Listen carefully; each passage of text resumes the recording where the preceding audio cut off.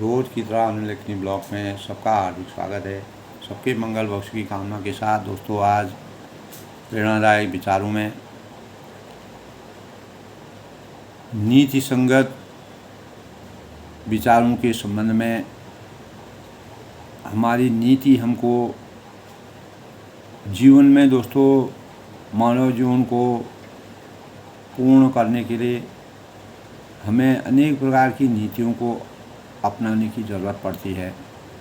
हम अपने जीवन को कैसे सुखमय बना सकते हैं, तो प्रेरणा के रूप में अनेक प्रबुद्ध लोगों की विचार हमारे सामने हमेशा अवतीत होते हैं। हमको उनका अध्ययन करना और उनकी सूक्ष्मता को समझना मात्र एक सभी मनुष्य मात्र के लिए एक औषधि के समान काम करते हैं, और जो हमारे जीवन में वरदान का काम करते हैं, औषधि के समान करते हैं। हमारे जीवन को सही मार्ग में अवतरित करने के लिए प्रेरणा के स्रोत के रूप में रहते हैं। हमको अपने माता पिता और किस प्रकार अपने बच्चों के प्रति किस प्रकार अपने जीवन को सार्थक होना चाहिए, किस प्रकार हमको कर्म में आसक्ति होनी चाहिए, अपने इंद्रियों में हमको किस प्रकार से आसक्ति होनी चाहिए, परमात्मा का क्या आशीर्वाद हमारे ऊपर होता है, गुण हमारे अंदर जो सद्गुण सद्विचार होते हैं उनका किस प्रकार से मानक हमारे जीवन में होता है, जो प्रबुद्ध लोग होते हैं, विद्वान लोग होते हैं, ज्ञानी लोग होते हैं, उनसे हम किस प्रकार की प्रेरणा लेते हैं, सुख की अनुभूति को हम कैसे प्राप्त कर सकते हैं, विद्यार्थी जीवन में भी हम कैसे अपने जीवन को चरितार्थ कर सकते हैं, और बुद्धि का स्तर हमारे जीवन को कैसे सरल जीवन बना करके उच्चतम राह तक पहुंचाने के भाव होते हैं। तो उन्हीं भावों के अनुसार दोस्तों, आज प्रेरणा स्रोत के रूप में जो भाव हमारे सामने विराजमान हैं, तो उन्हीं का मैं प्रसंग सुनाता हूँ दोस्तों।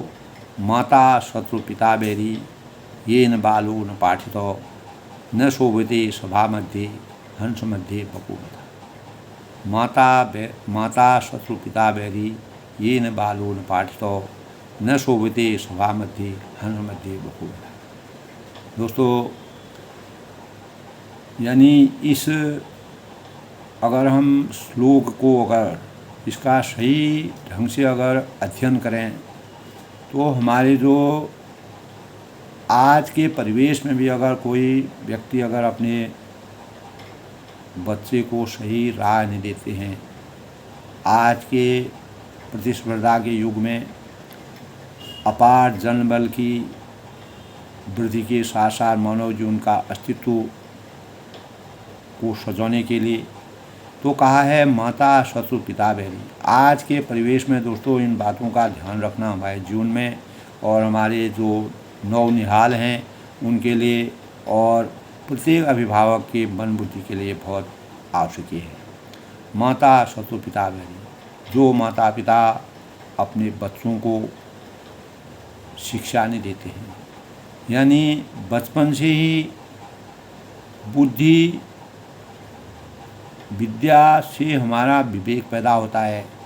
अगर जो माता पिता विवेक, बिना विद्या के हमको विवेक की प्राप्ति हो सकती है, तो जो माता पिता अपने बच्चों को माता शत्रु पिता में तो अपने बच्चों को पढ़ाते नहीं हैं, शिक्षा अर्जित नहीं कराते हैं, अपने बच्चों के लिए वह शत्रु के समान होते हैं। माता शत्रु पिता बैरी ये न बालो न पाठितो। जो अपने बच्चों को किसी भी परिस्थिति में, आज के परिवेश में क्या पहले भी, लेकिन आज के परिवेश में यह हमारे लिए बहुत ज़रूरी हो गया है।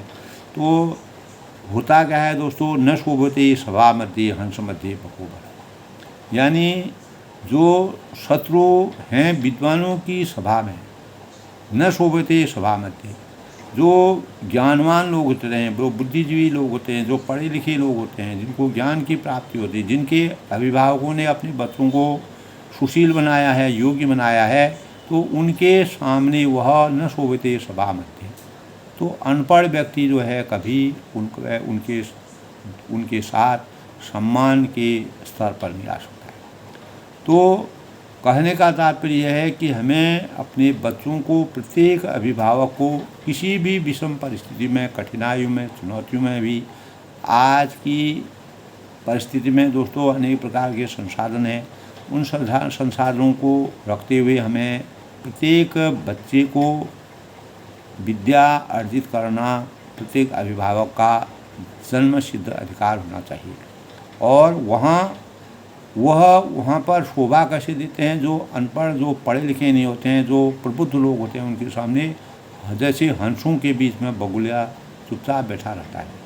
हंस में क्या योग्यता होती है? हंस जो है दूध और पानी को अलग अलग कर देता है, और बगुला जो है केवल एक जगह का खड़े होकर के केवल अपने जो शिकार है, शिकार की प्रतीक्षा में रहता है। लेकिन जो ज्ञानवान लोग होते हैं वह केवल एक ही कार्य में रखते हैं, केवल उनको शिकार की ज़रूरत नहीं होती है, वह अनेक प्रकार से अपने भावों को समझकर। इसीलिए कहा है माता शत्रु पिता बैरी ये न बालो न पाठितो न शोभते सभा मध्य हंस मध्य बको था। तो हंसों के बीच में वह बगुले के समान होता है। इसलिए प्रेरणा स्रोत के रूप में दोस्तों आज के परिवेश में हमें अपने बच्चों को शिक्षा के साधनों को अपनाने के लिए प्रयासरत रहना चाहिए और निरंतर प्रयास करना चाहिए। आलस्यो पहता विद्या पर हस्तगता श्रेय अल्प बीजं हतं शेतं हतं सैन्यम आनयाकम सैन्यम नायकम, यानी आलस्य से विद्या नष्ट हो जाती है। अगर हम आलस्यो पहता विद्या, अगर हम आलस्य करेंगे, विद्या की तरह उन्मग्न होंगे और बचपन से ही शिक्षा के लिए हम प्रयास नहीं करेंगे, प्रयास देंगे, तो हमारी विद्या नष्ट हो जाती है। पर हस्तगतास्त्र, हमारे हाथ में जो धन जाने से धन नष्ट हो जाता है। अगर हमारा हाथ से अगर धन निकल जाता है तो नष्ट हो जाता है। और इसी प्रकार अल्प बीजं हतं क्षेत्रम, इसी प्रकार जो कम बीज से खेत अगर बोया जाता है और कम बीज से बोया, या अगर कम बीज में अगर खेत में कम बीज डाल करके बोया जाएगा, और उसी प्रकार हतं सैन्यम अनायकम, यानी सेना का जो नायक होता है, अगर सेना में कोई नायक नहीं होगा तो वह सेना कभी भी विजय प्राप्त नहीं कर सकती है, वह नष्ट हो जाती है। इसी प्रकार आलस्य जो है वह विद्या को नष्ट कर देती है। और खेत में बीज कम बोने से खेत जो है, कम बीज से खेत तथा बिना सेनापति वाली सेना अगर किसी सेना में सेनापति नहीं होगा तो वह सेना कभी भी आगे नहीं बढ़ सकती, वह विजय प्राप्त नहीं कर सकती।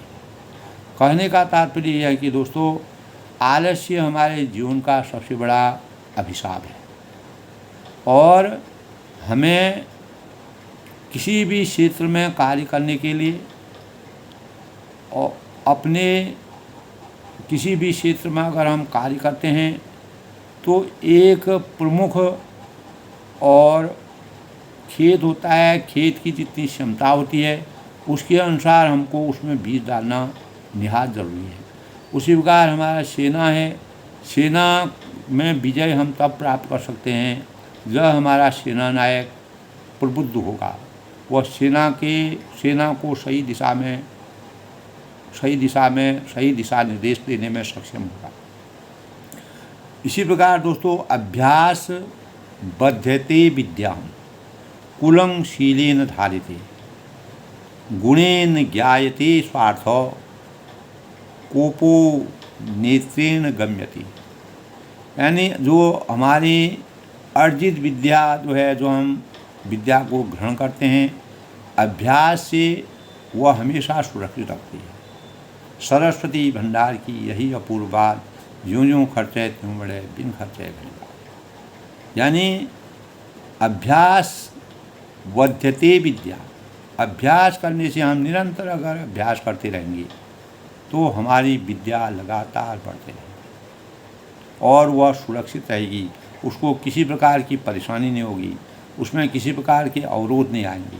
इसी प्रकार कुलंशीली न धायते, घर की इज्जत जो है अच्छे व्यवहार से होती है। शील स्वभाव अगर हमारा अच्छा होगा तो हमारी घर की जो परंपरा होती है वो अच्छी प्रकार से सुरक्षित है। गुणेन ज्ञायते स्वार्थ, और अच्छे गुणों से हमको इज्जत मिलती है। हमारे गुण अच्छे होंगे तो हम हमेशा सम्मान के पात्र होंगे और व्यक्ति को मान मर्यादा मिलेगी। तो गुणेन ज्ञायते स्वार्थ कोपो निर्गम्यते, और किसी भी व्यक्ति का गुस्सा उसकी आंखों में दिखता नहीं। तो आर्य की पहचान या श्रेष्ठ व्यक्ति की पहचान श्रेष्ठ गुणों से होती है, और क्रोध का ज्ञान नेत्रों से होता है। अगर किसी व्यक्ति को क्रोध आता है यानी गुणेन जायते स्वार्थ कोपो नेत्रों से क्रोध का ज्ञान होता है। गुणेन जायते स्वार्थ, और जो यानी त्वार्य, गुणेन ज्ञायते त्वार्य, यानी गुणों से किसी भी व्यक्ति का गुस्सा जो है उसकी आंखों में दिखता है, और जो गुणों से किसी भी व्यक्ति के इज्जत की और व्यक्तित्व का पता चलता है। इसी प्रकार दोस्तों, अर्जित जो विद्या का अभ्यास करना हमारे जीवन में सरस्वती भंडार की यही अपूर्व बात, ज्यों खर्चे त्यों बढ़े, बिन खर्चे घटा। तो विद्या धनम सर्वधनम प्रधानम। तो विद्या धन अगर हमको मिल जाता है, यह हमको केवल अभ्यास करने से ही बढ़ता है, जिसके परिणामस्वरूप हमारे कुल का शील बढ़ेगा, मान मर्यादा बढ़ेगी। गुणेन जायते, और हमारे अंतःकरण में अगर अच्छे गुण होंगे तो हमको अनेक अच्छी इज्जत के भाव हमारे अंतःकरण में होंगे, और अगर हमारे अंतःकरण में क्रोध होगा, अनेक गलत विचार होंगे, तो हमारे नेत्रों से उसकी पहचान हो जाती है। तो मानव जीवन में दोस्तों ये सब भाव जो हैं मानव को अपने गुणों से और उसके हाव भाव से, उसके जीवन, उसके स्वरूप से ही, बाहरी आवरण से भी कितने गुणों का पता चलता है। अच्छाई और बुराई प्रत्येक चेहरे में झलकती है। तो इसी प्रकार स्वयं कर्म करोत्यामाम, स्वयं कर्म करोत्यामाम, स्वयं तत्फलम पुण्यति। जीव अपने आप कर्म करता है, स्वयं कर्म करोत्यामाम। कोई भी जीव है, हम अपने जीवन में अपने जीवन को सफल बनाने के लिए खुद ही अपने कर्म को करते हैं, और स्वयं कर्म करोत्यामाम स्वयं तत्फलम मुच्यते, और उसका फल भी वह स्वयं भोगता है। विष्णु प्रदान रचि राखा, जो जस करें तस फल राखा। विष्णु प्रदान विधि रचि राखा, जो जस करें तस फल राखा। तो जो जिस प्रकार का कार्य करेगा उसी प्रकार के फलों की इच्छा कर सकता है। तो इस संसार में दोस्तों कहा है स्वयं कर्म करोत्यामाम। जीव अपने, कोई भी जीव होता है वो अपने आप अपने कर्मों को करता है, उसका फल भी उसको स्वयं भोगना पड़ता है। स्वयं भ्रमति संसारी, और वह इस संसार में स्वयं ही वह संसार में भ्रमण करता है अपने कार्यों की सिद्धि के लिए, और उसके पश्चात स्वयं तस्मात् विमुच्यते, और भ्रमण करके स्वयं उससे युक्त भी होता है, और उसमें कोई साक्षी नहीं होता है। यानी प्रत्येक मानव अपने आप में समर्थवान है, जबकि उसके पास अगर वह सही कर्मों की पराकाष्ठा पर चलता है तो वह अपने आप में सक्षम होता है। उसको अगर सही बुद्धि होगा, विवेक होगा, कर्म में सही आसक्ति होगी, कर्म भावों में निष्कपटता होगी, कर्म योगी होगा, तो निश्चित ही उसका फल भी उसको उसी को अच्छे फलों का रसास्वादन होगा। अगर उसके कर्म खराब होंगे तो वह दुष्परिणामों का भोग करेगा इधर। और अगर वह अपने कर्मों की आसक्ति के लिए इस संसार में इधर उधर भ्रमण भी उसी को करना पड़ेगा। जब हम अपने कार्यों को करने के लिए इधर उधर जब भ्रमण करेंगे तभी स्वयं और इसी से हम मुक्ति प्राप्त करते हैं। यानी इसके साक्षी, अपने जीवन के साक्षी हम खुद हैं। यानी हम जिस प्रकार के कार्यों को करेंगे, सफलता की ओर बढ़ने के कार्य करेंगे तो हम सफल होंगे। अगर सफलता की ओर बढ़ने के कार्य नहीं करेंगे, गलत रास्ते में जाएंगे, गलत चीज़ों का सेवन करेंगे, तो प्रत्येक मनुष्य मात्र के लिए दोस्तों एक प्रकार के प्रेरणा के रूप में ये बातें हैं। इंद्रियाणि च संयमम बलव यानी बकवक पंडितो नर। और बुद्धिमान व्यक्ति को अपनी इंद्रियों में बस करके, जो बुद्धिमान व्यक्ति होते हैं, इंद्रियाणि च संयमम बकवत पंडितो नर। बुद्धिमान व्यक्ति को अपनी इंद्रियों को वश में करके समय के अनुरूप बगुले के समय अपने कार्य को सिद्ध करना चाहिए। अगर जो समझदार व्यक्ति होता है, विवेकवान व्यक्ति होता है, अपनी इंद्रियों को अपने वश में करके बगुले का जैसा स्वरूप रख करके, कहीं कहीं बगुले का स्वरूप कार्य की सिद्धियों भी करता है। क्योंकि इंद्रियां अगर हमारी वशीभूत होगी तो हम अपने कार्यों में कभी भी इधर उधर नहीं बिचरेंगे। और देश काल बलम ज्ञात्वा सर्व कार्याणि साधिते। और इसी अनुसार देश काल के अनुसार, समय परिस्थिति के अनुसार हम सभी कार्यों को करने में समर्थवान हो सकते हैं। जब हमारी अगर इंद्रियां अगर हमारी वशीभूत होती हैं और हमें इंद्रियों को वशीभूत करने के लिए कभी कभी बगुले का स्वरूप भी रखना पड़ता है, जिसके परिणाम स्वरूप हम देश काल बलं ज्ञात्वा, देश काल परिस्थिति के अनुसार हम अपने बल का सही प्रयोग करते हैं, सर्व कार्याणि साधते। और उसी के परिणाम स्वरूप हम अपने कार्यों को हमेशा संपन्न करने में समर्थवान हो सकते हैं। तो न देवो विद्यते काष्ठे न पाषाणे न मन्यते भावे ही विद्यतो देवस्त उन्माद भावो ही कारण। यानी न देवो, ईश्वर काष्ठ लकड़ी में नहीं है। ये सब जानते हैं दोस्तों कि ईश्वर न देवो विद्यते काष्ठे, यानी ईश्वर काष्ठ लकड़ी में नहीं होते। न पाषाणे न मन्यते, और पत्थर में भी नहीं होते हैं, ये भी सब जानते हैं। और भावे ही विद्यते देवस्तमाद, और अभी तो काष्ठ, पत्थर और मिट्टी में जो ईश्वर के भाव होते हैं, तो हमें पत्थर होता है दोस्तों, हमारे अनेक कार्यों में आता है। मिट्टी होती है, बिना मिट्टी के हमारा जीवन कभी भी, मानव जीवन का अस्तित्व यानी किसी भी प्राणी का अस्तित्व नहीं रह सकता है। उसी प्रकार जो हमारे लकड़ी होती है, काष्ठ के बिना, लकड़ी के बिना हमारा जीवन में कोई कार्य संभव नहीं हो सकते हैं। तो अगर इनके अंदर भगवान की आसक्ति छुपी हुई है, भले ये हमको बाहरी रूप में देखने में कुछ नहीं लगती हैं, तो न देवो विद्यते काष्ठो न पाषाण न मन्यते भाव ही विद्यतो देवास्मन भावो ही कारण।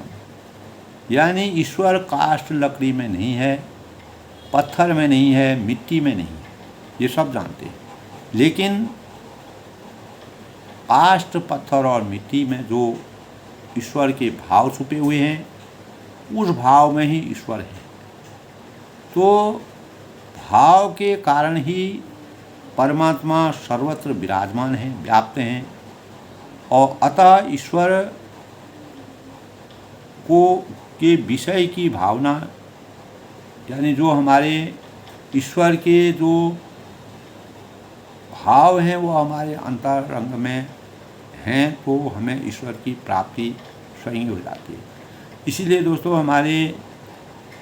हमारे देश की, हमारे भारतवर्ष की एक नीति है, मर्यादा है कि हम पेड़ में, पौधों में, नदी में, नाल कहीं पर भी जाते हैं तो परमात्मा के स्वरूप को देख करके वहाँ उन भाव में परमात्मा की आसक्ति को विराजमान करके उनकी पूजा करते हैं और उनको हाथ जोड़ते हैं और अनेक प्रकार से अपनी शुभता के भावों का संचय करते हैं। इसका मुख्य कारण यही है, कोई न देवो विद्यते काष्ठो।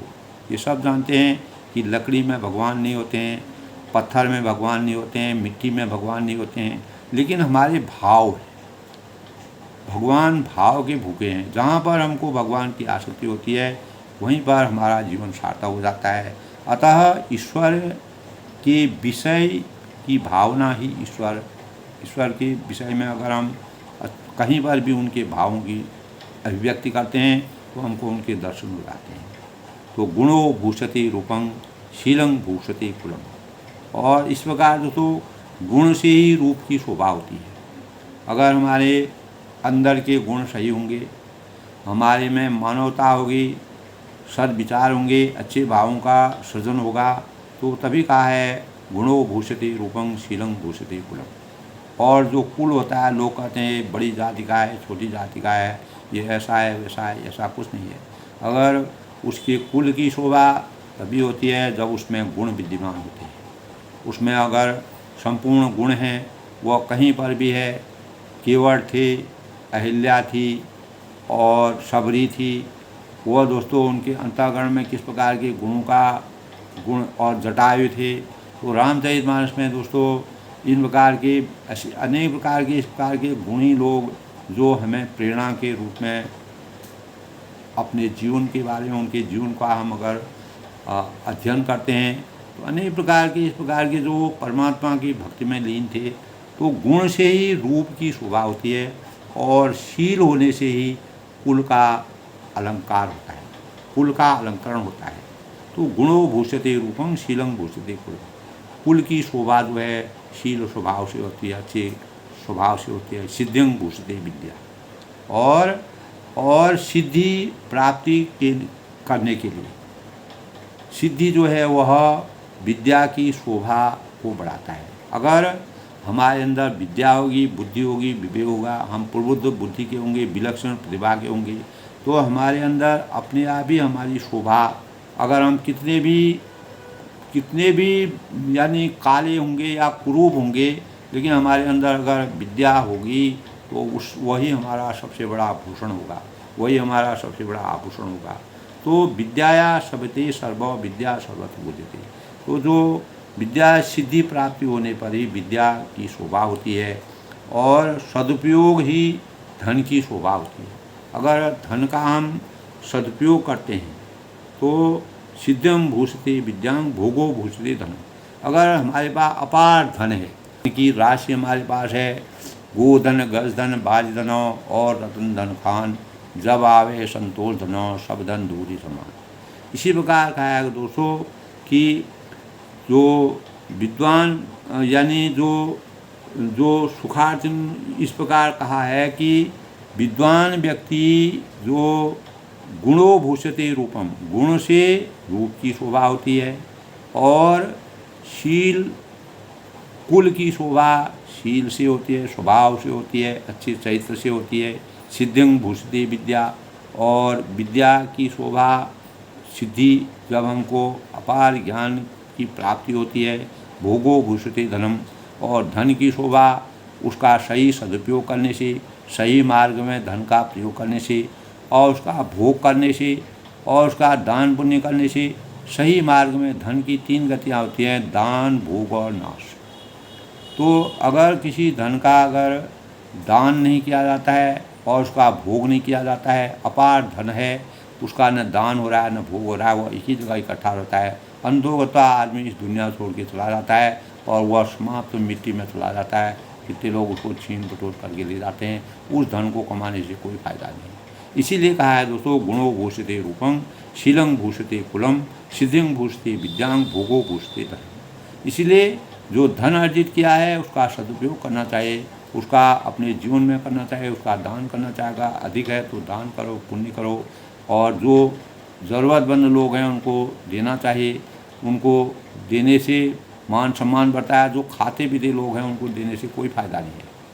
तो जो वास्तविक नीडी जो ज़रूरतमंद आदमी है उसको अगर धन, अपार धन अगर बैठा हुआ है तो उनकी सेवा करने से आप कितना भक्ति करें, पूजन करें, रात दिन भागवत करें, राम चरित करें, कुछ भी करें, कोई अपार अनेक प्रकार की आप भक्ति भाव में लगे रहें, अगर आपके धन की सही गति नहीं है तो उस धन का कोई सदुपयोग नहीं है, उस भक्ति करने से कोई फ़ायदा नहीं है। तो इसीलिए हमें अपने गुणों को बनाए रखना चाहिए।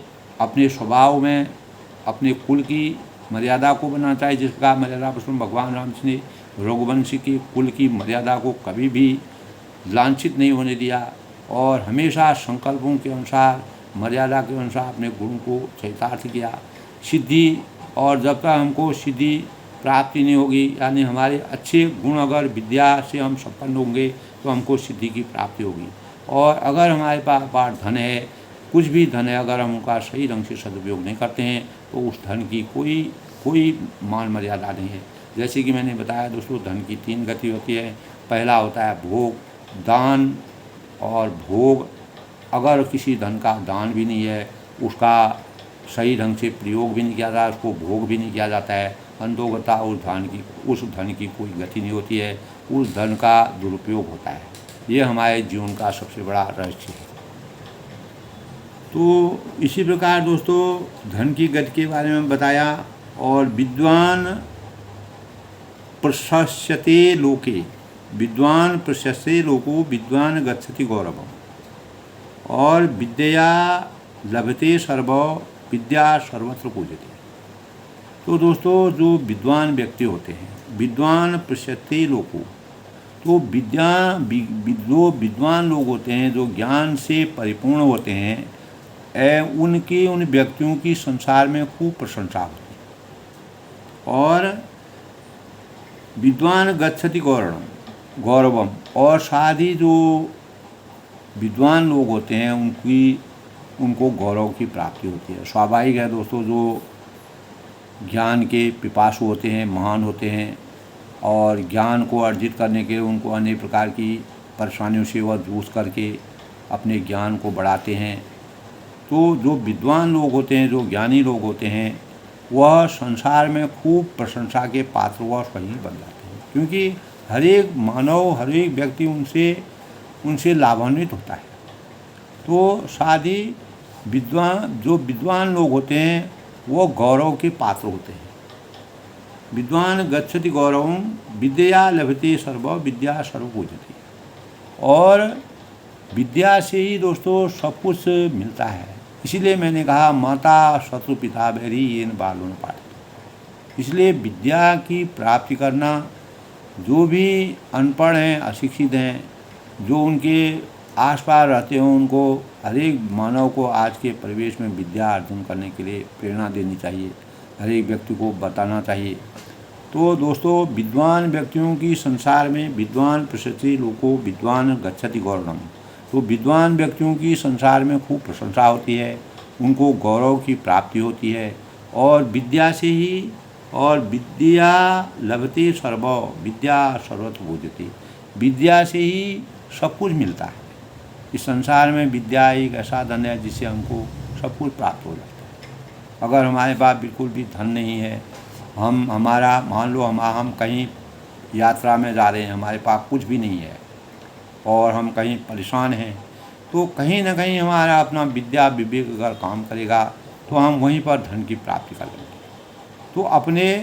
तो विद्या जो है, कहीं पर भी जाकर के हम एक दलदल में जाकर के भी अगर वहाँ पर भी हम विद्या के प्रभाव से अपने जीवन को सार्थक बनाने में कामयाब हो सकते हैं।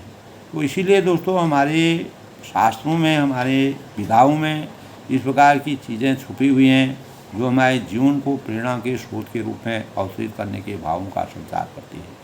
तो विद्वान व्यक्तियों की जो संसार में खूब प्रशंसा होती है, और विद्वान जो होते हैं उनको गौरव पराकाष्ठा मिलती है। विद्या से ही सब कुछ मिलता है, सभी जगह विद्या की पूजा होती है। इसलिए कहा है सर्व विद्या सर्वते पूजित, विद्या सर्वत्र पूजित है। सभी जगह विद्या का पूजन होता है, विद्या का मान सम्मान होता है। धन को कोई नहीं पूछता है, केवल अगर हमारे पास विद्या है तो हमारा मान सम्मान ज़्यादा होता है। तो धन की गति तो मैंने आपको बताई दोस्तों, ठीक है, अपनी जगह धन का अगर सदुपयोग होता है उसका भी अपना प्रभाव है। सुखार्थी चेत व्यजते विद्या, विद्यार्थी न व्यजते सुखम। सुखार्थी चेत व्यजते विद्या, यानी सुख चाहने वाले को विद्या कहाँ से? अगर हम बचपन से सुख की प्राप्ति करना चाहते हैं तो हमको विद्या की प्राप्ति नहीं हो सकती। तो विद्या की प्राप्ति के लिए हमको सुखों से दूर रहना पड़ेगा। जितना हम कठिनाइयों में रहेंगे उतना हमको वास्तविक विद्या हमारे अंतःकरण में विराजमान होगी। और सुखार्थी चेद विद्येद विद्यां, सुखार्थी चेद विद्येद विद्यां विद्यार्थी न व्यजते सुखम। अगर कोई व्यक्ति, विद्यार्थी को सुख कहाँ से है? जो वास्तविक विद्यार्थी है उसको सुख की प्राप्ति नहीं हो सकती है। सुख की इच्छा रखने को सुख का त्याग कर देना चाहिए।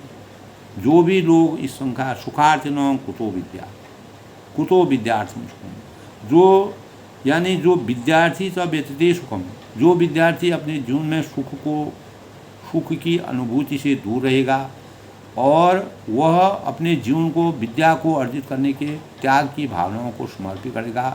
सुख का त्याग कर देना मानव जीवन की विद्या प्राप्ति करने का सबसे अच्छा साधन है। और सुख चाहने वाले को विद्या छोड़ देनी चाहिए। जो भी सुख की अनुभूति करता है वो विद्या प्राप्त नहीं कर सकता है। तो जीवन में विद्या चाहने वाले को सुख छोड़ देना चाहिए। जो विद्या, वास्तविक विद्या का सुखार्थिनों कुतो विद्यार्थिनों सुखम, यानी जो वास्तविक सुख को बचपन से ही जो सुख की आसक्ति में आ जाता है वह वास्तविक विद्या को अर्पण नहीं कर सकता है, धारण नहीं कर सकता। तो दोस्तों इसलिए कहा है कि काक चेष्टा बको ध्यानं स्वान निद्रा तथैव तो अल्पहारी गृह त्यागी विद्यार्थी पंचलक्षण। तो विद्यार्थी के जो इस प्रकार के लक्षण होंगे तो तभी वह, अगर बचपन से वह सुख की प्राप्ति करेगा, अनेक प्रकार की महत्वाकांक्षा सुख की अनुभूति करेगा, विद्या उसको अर्जित नहीं हो सकती है, उसको कभी कल्पना भी नहीं करनी चाहिए। इसी प्रकार जो व्यक्ति सुख चाहता है, जो विद्या को अर्जित करना चाहता है, उसको सुख की अनुभूति का पता नहीं होना चाहिए, उसको सुख का एहसास नहीं करना चाहिए। अगर मैं कुर्सी में बैठा हूँ, चेयर में बैठा हूँ, मुझे नीचे बैठ कर के, धरती में बैठ कर के पढ़ना चाहिए। तो ये है सुख और उसका वास्तविक। इसी को हम बड़े रूप में भी ले सकते हैं, छोटे रूप में। तो जितना हम कष्ट करेंगे उतना हमको विद्या अर्जित होगी। तो बिना कष्ट के हम सुख का वास्तविक उपभोग नहीं कर सकते। तो ये खास तौर से दोस्तों जो हमारा विद्यार्थी जीवन है उसके लिए परम आवश्यक है। इस प्रकार की बातें जो हैं हमारे जो भावी बच्चे हैं उनके लिए बहुत ही नितांत जरूरी है। बुद्धिर्यस्य बलं तस्य, बुद्धिर्यस्य बलं तस्य निर्बुद्धिंश्च कुतो बलम। यानी जिसके पास बुद्धि है, बुद्धिर्यस्य बलं तस्य, जो बुद्धि है, विवेक है, विद्या और बुद्धि के से विवेक पैदा होता है। और बुद्धिमान जो व्यक्ति होते हैं, जैसे कबीर थे, सूर थे, तुलसी थे, रहीम थे, ये बुद्धि के पिपासु थे। इनको विद्या नहीं थी, लेकिन बुद्धि के तर्क से आज भी उनका बड़े बड़े विश्वविद्यालयों में उनका ज्ञान जो है अर्जित किया जाता है। आज भी वह प्रेरणा के स्रोत के रूप में स्वर्णाक्षरों में उनका नाम है। तो बुद्धिर्स्व बलं तस्य, जो लोग जिनके पास बुद्धि है उनके पास बल, वो अपार बलशाली है। बुद्धि जो है बड़े बड़े बलशालियों को धराशायी कर देती है। बुद्धि का विवेक इतना महान होता है कि बड़े बड़े बलशालियों को स्वयं ही वह शर्मिंदा हो जाते हैं। वह बिल्कुल धराशायी हो जाते हैं। तो निर्बुद्धिश्च कुतो बलम, और जिसके पास बुद्धि नहीं है, बुद्धि से जो हीन है, बुद्धि के बिना जो कार्य करता है, वह जो है उसके पास बल कभी नहीं आ सकता। वास्तविक बल उसको नहीं है। वह जो भी बल का, अगर वह उसके पास बल है, वह बल का प्रयोग करेगा, वह हमेशा परेशानी में आएगा, उसके बल का दुरुपयोग होगा, वह उस बल से अनेक प्रकार के और अवहेलना का पात्र होगा। बने सिंहो, तो बने सिंहो मनोन्मतः संसकेन निपातितो।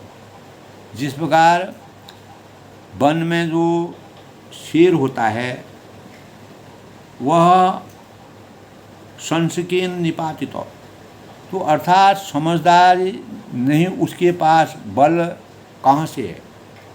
तो वन में शेर अगर अपने बल का प्रयोग करना चाहता है, तो वह अगर सही ढंग से अपने बल का प्रयोग, अगर उसके पास बुद्धि विवेक नहीं होगी, तो वह बल का अपना सही प्रयोग नहीं कर सकता, वह शिकार नहीं प्राप्त कर सकता है। तो वह हमेशा संशय में रहता है। इसी प्रकार दोस्तों, समझदारी का मतलब है कि शारीरिक ताकत हो, ज़रूरी नहीं है हमारे जीवन में शेर के समान शारीरिक। शेर कहते हैं तो शेर जो है जब अपनी बुद्धि विवेक का, एक जगह का है दोस्तों, शेर जो है जब तक वन में भ्रमण नहीं करेगा तब तक वह अपने शिकार को प्राप्त नहीं कर सकता। नहीं सुप्ता सिंहसी बने मुखे मृगा, यानी शेर जब तक अपना प्रयास नहीं करेगा तब तक वह, तो बने सिंहो मनोन्नतः शशकेन निपातितो। तो उसी प्रकार समझदारी का मतलब है कि दोस्तों शारीरिक ताकत होना इस जीवन में, किसी भी जीवन में उतना आवश्यक ही नहीं है। समझदारी से असंभव भी काम जो होते हैं वह संभव हो जाते हैं। और कहने का तात्पर्य है कि महान बलशाली होने से ही जीवन में शारीरिक बल हमारे जीवन में उतना कार्य नहीं करता है जितना कि हमारी समझदारी कार्य करती है। तो समझदारी से कोई भी हमारे जीवन में असंभव कार्य भी होते हैं, वो भी संभव हो सकते हैं। तो आम तौर पर अगर हम देखते हैं दोस्तों, व्यावहारिक जीवन में हम देखते हैं जिनमें मतलब समझदारी नहीं होती है, आम तौर पर हम जिनमें समझदारी बहुत कम होती है, वे शारीरिक रूप से मजबूत होने पर भी असंभव कार्य नहीं कर सकते। कितना भी वह शारीरिक रूप से मजबूत होंगे तो वह असंभव कार्यों को नहीं कर सकते हैं, सामर्थ्यवान नहीं होते हैं। इसीलिए हमारे जीवन में समझदारी से कार्य करना, जिसके पास बुद्धि होती है वह बलशाली भी है, उसके पास सब कुछ होता है। विद्या बुद्धिर उत्थितो, तो विद्या और बुद्धि के उससे विवेक प्राप्त होता है, वही हमको बल, महान जिसके पास बुद्धि होती है वही सबसे बड़ा बलशाली है। लेकिन जिसके पास बुद्धि नहीं होती है उसके पास बल कहाँ से होता है। जिस प्रकार शेर वन में विचरण करता रहता है और वह जब तक इधर उधर नहीं जाएगा, अपने बल का सही ढंग से प्रयोग नहीं करेगा, तब तक वह सही शिकार को ग्रहण नहीं कर सकता है, वह बेकार जीवन यापन कर सकता है। इसी प्रकार यानी अर्थात समझदारी का मतलब है शारीरिक ताकत होना ज़रूरी नहीं है। जो समझदार लोग होते हैं वो असंभव का कार्य को भी संभव करने में सक्षम होते हैं। आम तौर पर जिनमें समझदारी नहीं होती है वे शारीरिक रूप से मजबूत होने पर भी असंभव कार्य नहीं कर पाते हैं। दोस्तों, इस प्रकार आज के प्रेरणादायक विचारों में मैंने अपने भावों को व्यक्त किया। सभी होनहार बच्चों को इन भावों को अपने जीवन में चरितार्थ करना चाहिए, अपने जीवन को सामर्थ्यवान बनाना चाहिए। और माता पिता अभिभावक की क्या भूमिका होती है, हमारे अपने जीवन में किस प्रकार के भावों का संचार हमको करना चाहिए, कैसे अपने जीवन को चरितार्थ करनी चाहिए। तो अपनी वाणी को विराम देते हुए सबके मंगल भविष्य की कामना के साथ प्रेरणा स्रोत के रूप में अपने विचारों का इस प्रकार से मैंने अनेक चीज़ों को संगठित करके अपने भावों का का प्रसंग सुनाया, वह सबको उसका सदुपयोग करके अपने जीवन को सफल बनाने में सहयोग करना चाहिए। सब लोग पसंद रहें, खुश रहें।